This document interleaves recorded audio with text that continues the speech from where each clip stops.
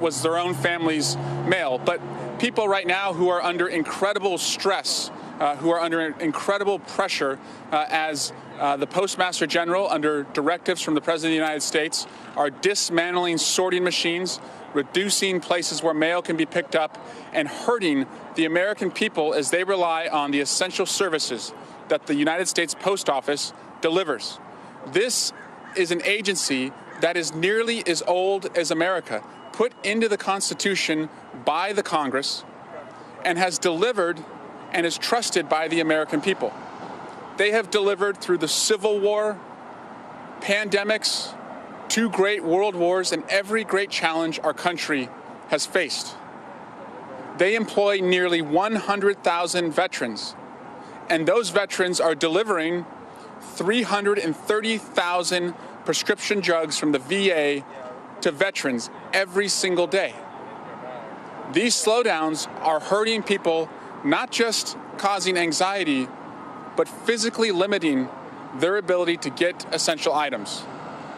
Maria in San Ramon wrote to me yesterday that she has an autoimmune disease and that she has not received for a number of days prescription drugs that she would typically have already received by now. People like Maria should not be caught in the way, collateral damage to a president who's trying to sabotage the mail to gain a political advantage. But that's what we're up against. This president is the first impeached president to face re-election.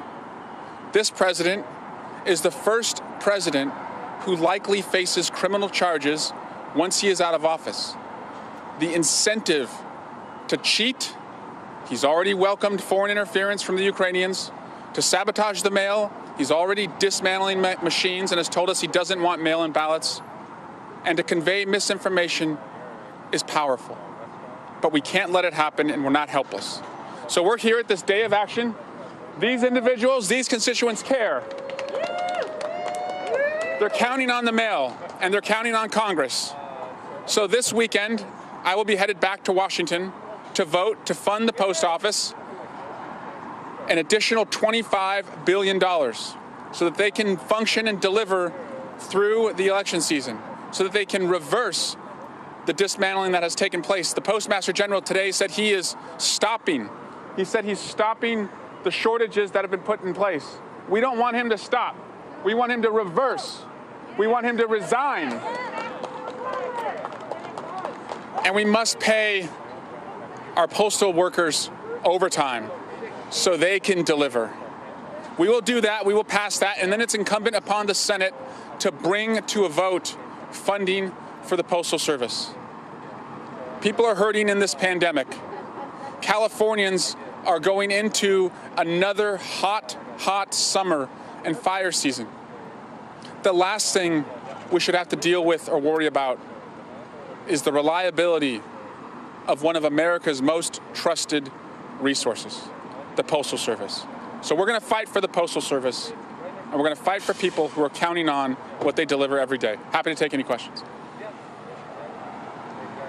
You're going back this weekend to deal with it. If you guys approve the money and it gets funded, what says the money's going to go to that purpose? Yeah. Is that written into the legislation?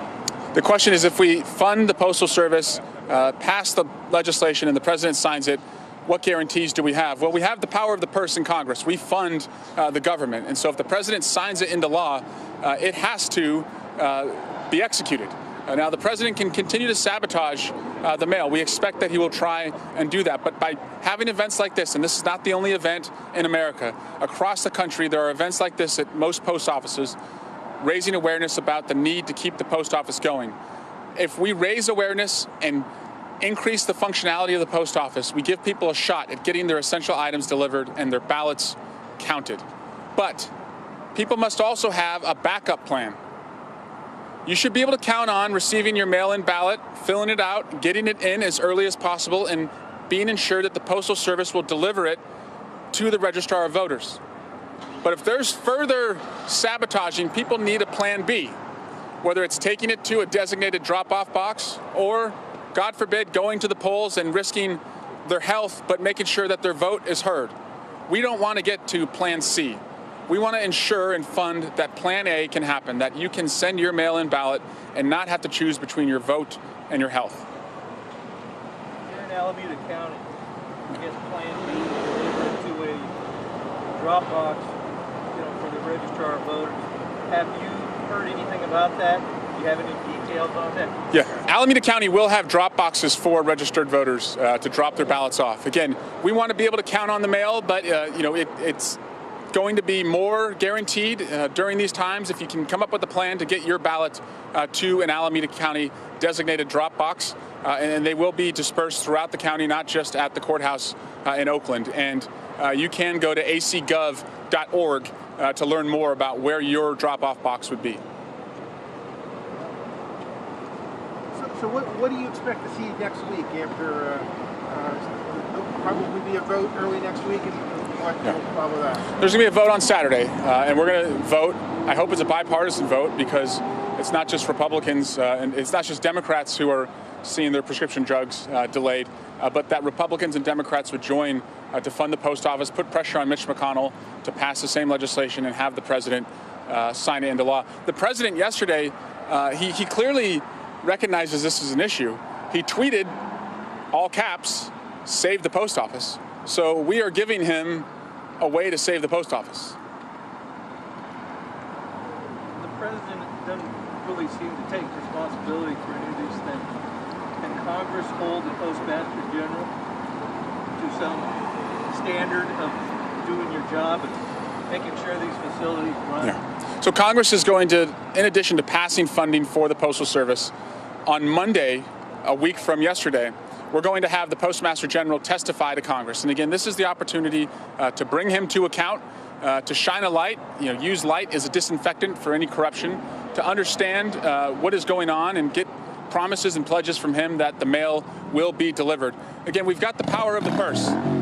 We've got the power of the purse in the House of Representatives, and we intend to do everything we can to make sure that our seniors, our veterans, people who are counting on prescription drugs do not see a disruption, especially during a pandemic and, in California, a fire season. Thank you, guys. Yep. Can I ask you one more quick question? Yeah. So the White House Chief of Staff this week said that the cuts that have happened were planned back in 2006. Is that true? Is that not true? It seems like a story, but...